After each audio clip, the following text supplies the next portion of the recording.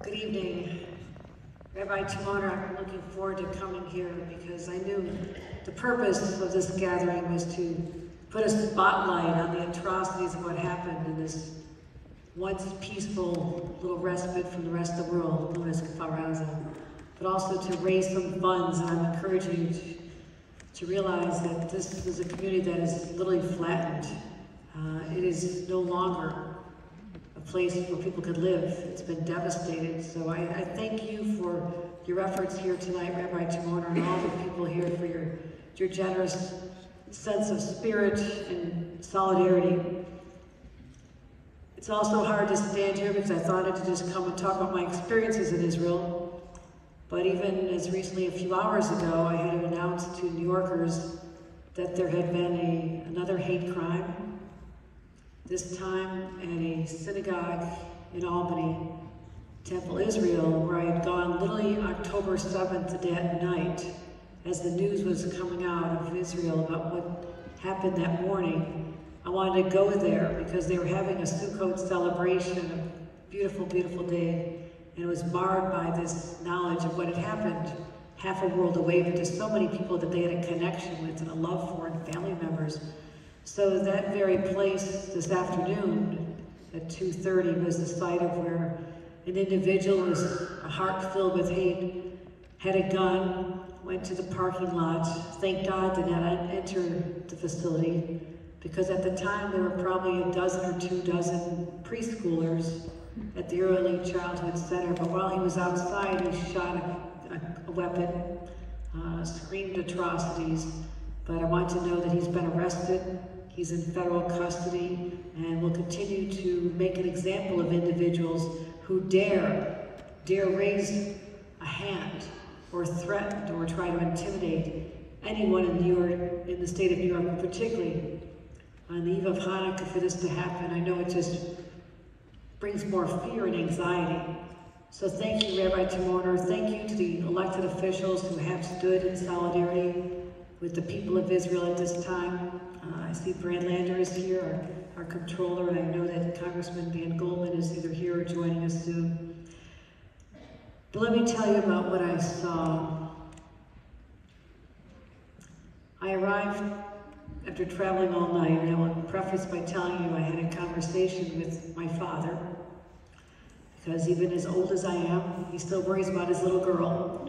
And I wanted to say, I was debating, do I tell Dad that I'm going off into a war zone? Because he watches every second of CNN, he knows everything that's happening. Or do I just come back 36 hours later and tell him after the fact? I did not want him to worry. I had gone to Afghanistan as a member of Congress, I'd gone to a lot of places, and you always wondered, do you want to do this to your parents? But something told me I should call him. I spoke to him as I was leaving JFK. I said, Dad, I'm going over to Israel. And he said, Dolly, he used to call me Dolly. Dolly, I'm so proud of you, but keep your goddamn head down. That was my crusty Irish Catholic father. But Dad, for his 80th birthday, had wanted to go to Israel. He went to the Wailing Wall, he went to all the sites, and it meant the world to him. He felt connection, and I desperately wanted to go there and tell him when I came back what it was like. But during my journey, unbeknownst to me, he'd had a brain hemorrhage, and not long after I arrived, I found out that he had passed. Shocking, since his doctor that day said, you're gonna live longer than all of us. I'm not recommending that doctor to anyone. But as soon as I arrived, my staff knew the news, and they said, we'll get you back, we'll let you come back. And I said, I can't go back. I can't go back because one is not shocked in life to lose an 87-year-old father. But I needed to comfort a nation where people lost their young wives and their cousins and nieces and babies and children, and there were so many in harm's way. I said I needed to stay, and I literally went to the Wailing Wall that morning and put a note, 2 notes, I don't know if you're allowed to do 2 or not, but I did 2. I hope that's okay. But I wrote one to bring peace to the people of Israel. help them in their time of pain, help them feel love from all of us, but also one for my father. So that gave me a great sense of peace as well. So I stayed in my journey, and one of the first places we went to was a makeshift camp for the people who had become refugees because their home in בכפר was devastated. And I went to this courtyard, and there were all these children running around. It was almost surreal. There were dogs and cats who rescued their animals, and there were people sitting shiva in different rooms because they had lost loved ones, no doubt among the 62 that remembered here. I went to another room where there were family members who were waiting for news of hostages. Now this was just about 9 days after they were gone, thinking any day now we're going to get the news that they're okay, or they're going to be released, is what's happened to them, are they okay? And one of the first people I met was a very handsome young man, and he was so shocked. He said, they took my wife, my 4-year-old, my 8-year-old, my 10-year-old, and a little 4-year-old girl named Abigail, who literally witnessed her parents being killed down the street, but she found her way to safety in this home of her friend, but was also kidnapped with them. And I'm a hugger, I hug everybody. So I hugged him and just in silence said, I'll do what I can. We have to bring them home. And that was one of the families, and everyone saw the world of Abigail. When she was 3 years old, her 4th birthday was in Israel, but she was reunited with her father. And that was one of the bright lights as we think about Hanukkah and the time of lights in the darkness. That was truly one of the few lights that have come out of this experience. I saw another man about my age, and he was in disbelief, sitting there stunned. And he told me that he was in San Francisco at the time of the attack. What are you doing in San Francisco? He says, I went to welcome my first grandbaby. A joyous time. And I said, I'm a new grandma too. I know how special this is. But he said when he was over there, the attack came, and that his wife, who wanted to journey, but she was too ill to make the trip at the time, was found in the arms of his son, both killed that morning. She never got to see her first grandbaby. The stories went on, and I believe tonight she may be seeing a film about a kite, and I'll give you a little prequel if that's all right. Spoiler alert. There was a beautiful tradition in בכפר of the Kurtz family, and what they would do every year to help celebrate Sukkot was a gesture of kindness, a gesture of peace. They would fly colorful kites into Gaza on this day to show that there were people that cared about them as well. These were peaceful people living on a kibbutz, and they wanted to become friends and a sense of humanity toward each other. It was their tradition every year. They did it every year at 4 o'clock. I went into that place, their home, as we went through the rubble, arriving in an armored vehicle, wearing our flak vests because it was dangerous. We were 1 mile from Gaza. You see the smoke in the distance. Here's some distant machine gun sounds. We're surrounded by military. IDF is all over us. I was there with the foreign minister, who I said, I'm here to witness with my own eyes what happened so I can go back to America.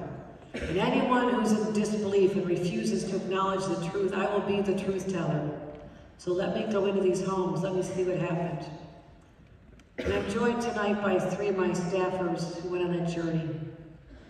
My press secretary, Avi Small, my director of Jewish Affairs, Jake Adler, and deputy director, Eva Weiner.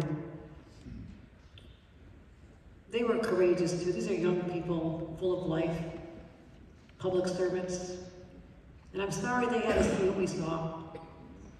But we went into some of the homes. We went into the home of the family that started the kite tradition. I don't know how much I want to describe to you, but there's blood everywhere, on the walls, on the mattresses, and the kites that they had planned to fly over into Gaza at 4 o'clock that day were on the ground in a puddle of blood. And it was shocking to see and know the story.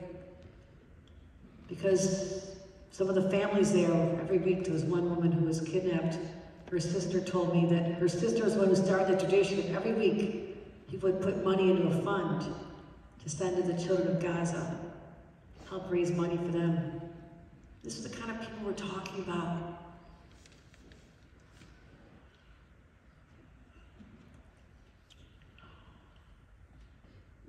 So, I'm deeply affected by what I saw, but I know that I must stand up and speak even louder. When I came back and saw not the envelope of love that the Jewish community of New York deserved, and one would have expected, and some compassion, humanity, and understanding. Instead of that, we have witnessed one of the most horrific rises in hate crimes and anti-Semitism that we've seen in at least my lifetime. And how we put that all back and let people know there's a history you don't know about. There's stories you don't know about. You need to understand.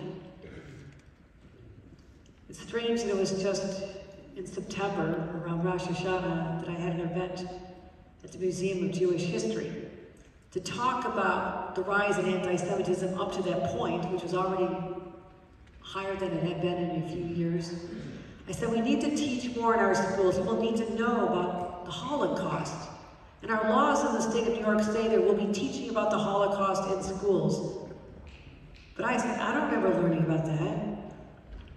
My kids didn't learn about that. So I said, we're going to be a little more aggressive and make sure they actually are teaching this. And I'll also make sure that we have the money to protect vulnerable sites, yeshivas, where our kids are going to schools and synagogues and cultural centers. We did all this back before October 7th, because I already saw that the world had changed so quickly. And I would guess since the previous president felt so unleashed to bring hatred into our discourse in ways we've never seen before, that people felt liberated to do this, and also the rise in hate over social media. And at the time, I spoke about how we had increased our surveillance of hate crimes and credible threats on social media because it was all over. But it wasn't just against the Jewish people. I had to do this in response to what happened in my hometown of Buffalo. 10 innocent people, targeted because of the color of their skin, were slaughtered grocery shopping in a store that I would shop at, minutes from my home. And the manifesto that was posted on social media and out there for the whole world to see described how they did it at the New Zealand massacre a few years before. So social media has become the breeding ground for this hatred and the easy way to disperse it among millions of people all at once. And that's what I believe is one of the drivers of this rise in anti-Semitism. This whole movement to think that you're on the right side of history by shouting and bringing protests and wearing flags that say Free Palestine. No one wants innocent Palestinians hurt. We're all human beings. No one does. But there is a terrorist organization that is so cleverly, maniacally embedded themselves among the people, so it's almost impossible to extricate them and stop them from causing any more harm, because they will come back. And it's in our national security interest to have them eradicated, because they won't stop there. I hate to say, but their strategy of death and destruction was brilliant in its inception. This is the kind of evil we're dealing with here. So that, I'm afraid, is starting to rise up here as it percolates up. And what we're seeing on college campuses, and I used to protest with everybody. We all protest. But I was fighting apartheid in South Africa when I was a student. And I saw my parents protesting the Vietnam War and marching for civil rights. That's the world I came out of. We were social justice Catholics, as radical as we could be. I haven't changed a whole lot. But those were always protests against the government or the administration or somebody else. It was never student against student in a hateful way, professor against professor. It wasn't happening like that. There was a common foe out there. What is happening now is so deeply distressing. How people are ignorant of a long history of persecution. The history of the Holocaust is still seemingly unknown and understood, and even the creation of the Jewish state. I believe that people can, if they choose to, question what is happening in Gaza. That's fine. Go ahead and question government. I question government all the time, always have. But don't ever let there be tolerance for terrorism in the process, or acceptance of Hamas. That's where we have to draw the line and help people understand there is a bright line. And as governor of the state of New York, I have a moral responsibility to protect every single person who resides in this state with every fiber of my being. And I'll continue to do that. And it's not just about the millions of dollars we're giving towards security and getting our state police on high alert. My National Guard's already. We're protecting sites like this all over the state. And I'll be in Albany later tonight. I'll go to the synagogue that had that horrific episode here just today. And I'll be at the Shabbat service with them tomorrow night to let them know they're not alone. What I want to see is what the Jewish people gave to others, other people who had been oppressed. The Jewish people marched during the Civil Rights Movement. They stood up with the George Floyd marches as well. They called out Islamophobia after 9/11. The Muslim ban that Donald Trump instituted. People went to the airports. Lawyers went to the airports to say, we're here with you. Don't let that happen. That's not who we are. The Asian hate crime that rose up during the pandemic and afterward. The Jewish people have always stood, and especially people here in Brooklyn, a progressive place where people care deeply about not just themselves, but about others. That's what sets us apart here. So where is that same sense of loyalty and obligation to help those who've been knocked down and hit so hard? That's what I'm wrestling with every day, trying to find the answers. Going to college campuses. I went to Cornell. I just buried my father that day. Flew back to New York. Got the message that there was a horrible threat against students at Cornell at the Center for Jewish Life. Someone who said they would kill every student, slaughter them as they're walking home from their classes. This was the message on social media. And I called the president that night and I said, I'm coming for breakfast in the morning, gather those students, I'll be there. And I went. Those kids were scared. College is supposed to be a carefree time. You shouldn't sit there worried that you're going to be gunned down because you're Jewish on a college campus in the state of New York, my God. What have we come to? So I told him, I will find this person, I'll prosecute them, and we'll bring them to justice. 24 hours later, that person was sitting in federal prison. And I hope that that's an example to others, that you cannot get away with this. This past Monday, I had a pre-Hanukkah celebration in the governor's residence. I invited all those Cornell students. I invited students from all over. I wanted them to see that they had a governor who had their back and would stand up for them. So go forth, continue public celebrations, light the menorah. So wear proudly as you march into your synagogue and go to yeshivas with your friends and drop your little brothers and sisters off. Go there without fear, because we will protect you. And I'm sorry, my friends, I even have to give a speech like this. It breaks my heart, because there's so much pain out there. As the first woman governor, I guess I feel it really deeply, because I look at everyone as my family. It's like my own kids, my own college kids, my own babies. I feel this deeply. If there's any way I could lift the pain from those of you who've lost loved ones, cousins, or those who are still in harm's way, I wish to God I could. But knowing that I'll fight like hell for you, if there's any way that I can help you, help us heal, but also stand in defiance, as the Jewish people have done for centuries.